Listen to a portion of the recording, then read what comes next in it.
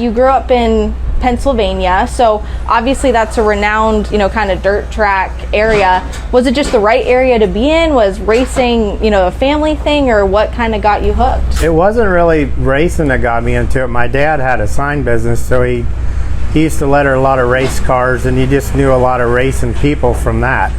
And then, you just get to be friends with people. And, Barry Jackson lived down the road from me when we were kids. And you start working for Larry Jackson, and he was kind of the crew chief, or we kind of came up working on that thing together when we were young. And then you just kind of get a taste for it. And a sprint car deal, I still had a sign business back then, and I wanted to still go racing. So Randy Wolf, got me started as far as helping him and kind of teaching me, when you're in a mentorship back then, you don't really know what's going on. So it was good to be with him, like people like Barry Jackson and Joey Kuhn and, people like that back home that we raced with. So that kind of got us started. And then,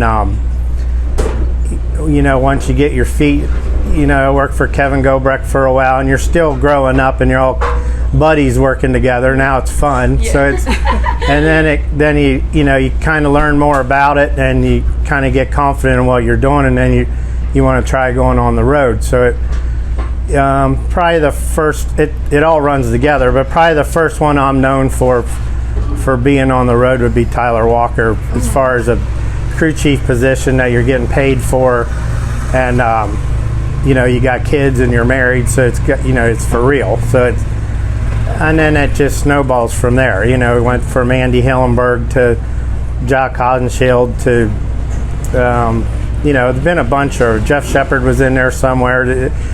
It just all kind of runs together, and then eventually you work up to, you get to probably be with one of the best drivers in our generation, would be Donny Schatz, and spend over 20 years at TSR. So between his family team and TSR, that's probably been the bulk of my career.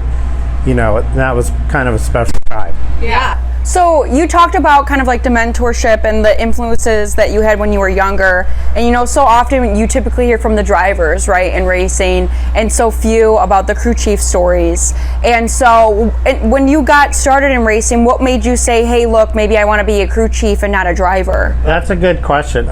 Just money. Your family don't. I raced micros when I was younger. We didn't have enough money to keep going in it, so the mechanical side of it I was into, and then I got to be friends with like Carl Kinzer and stuff, and be around him and how he was back then. Mm-hmm. That's like God. Yeah. So and he kind of befriended me and taught me a bunch of stuff. Guys like Kenny Woodruff, Daryl Socher, Scott Gherkin. So you learned off the top level guys back then, and you had a lot of respect for them. So anytime they would give you any kind of time and let out little bits of knowledge and stuff like that, you just soak it up like a sponge. So when was it that you went from being a crew member to a crew chief? Probably somewhere in the 90s. It'd been before that you're either helping out and I think it was after Kevin's deal I went on the road. It might have been with Brian Paulus for just a little bit. And then I got, you get out to California and you meet people you'd never met before. And, that's when I got with Tyler. And that's what kind of started all of it. So would you say Tyler or Randy Wolf, like who kind of looking back, like was the primary, I guess, reason or mentor that you would say you're here today? Well, that probably Carl Kinzer. I mean, when I got established as being a crew chief, and you're around him and guys like Daryl Socher and Kenny Woodruff and Scott Gherkin, three of them guys aren't with us anymore. So, there's been other guys along the way, but that, Carl's probably had the biggest impact on my career as anybody.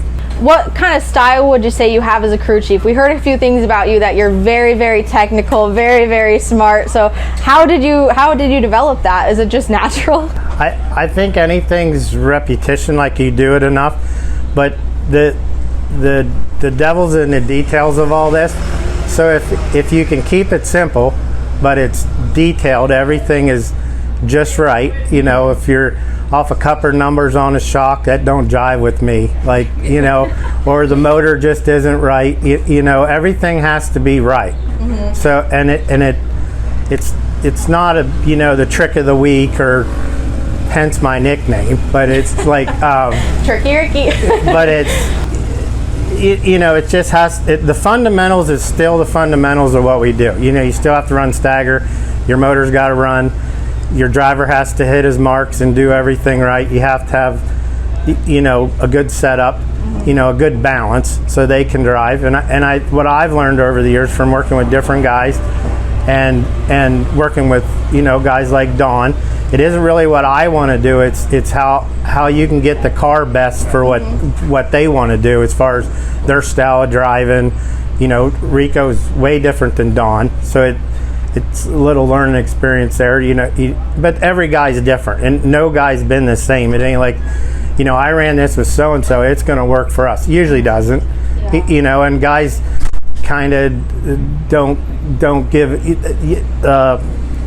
The better feedback a driver can give you, the better you can do your job. So that's probably where it all is in the details. You got to listen, and you know, the old guys back in Woodruff's day and Carl's day, they did it their way, and you just shut up and drive it. So it's you know, to be good at it, you got to be damn near right on the spot to be fast. Yeah.